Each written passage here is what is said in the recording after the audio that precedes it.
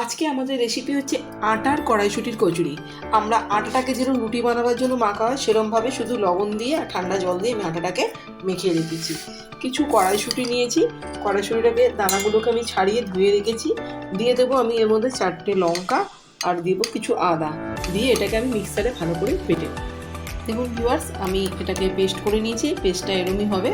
এবার এটাকে আমি গ্যাসে কড়াতে তেল দিয়ে গরম করে নেব। দেখুন ভিউয়ার্স, দুধটা আমার মোটামুটি শুকিয়ে এসছে। এর মধ্যে আমি পরিমাণ মতো লবণ দিয়ে দিলাম আর দিয়ে দিচ্ছি সামান্য একটুখানি জিরে গুঁড়ো আর একটুখানি বেশি ঝাল হওয়ার জন্য একটু লঙ্কার গুঁড়ো দিয়ে ফোড়নটা ভালো করে মিক্স করে আমি এটাকে মশলাটা আমি মিক্স করে নিয়েছি। দিয়ে দেবো এর মধ্যে আমি 1 চামচ মতো বেসন। দেখুন ভিউয়ার্স, আমার এটা পুরোপুরি তৈরি হয়ে গেছে স্প্রিং রোলের জন্য।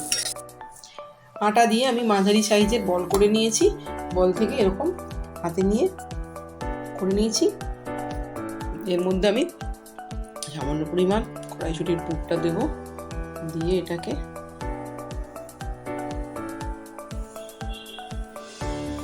পুর দিয়ে ভালো করে মুখটা আমি বন্ধ করে দেবো।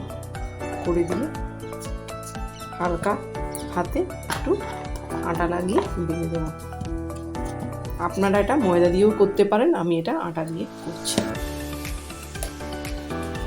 পুর দিয়ে লেচিগুলো আমি বেলে ফেলেছি। গ্যাসে কড়া বসিয়ে দিয়েছি। কড়ায় রিফাইন তেল গরম করে নিয়েছি, হালকা গরম হয়ে গেছে। এবার আমি এর মধ্যে লেচিগুলো দিয়ে দেবো।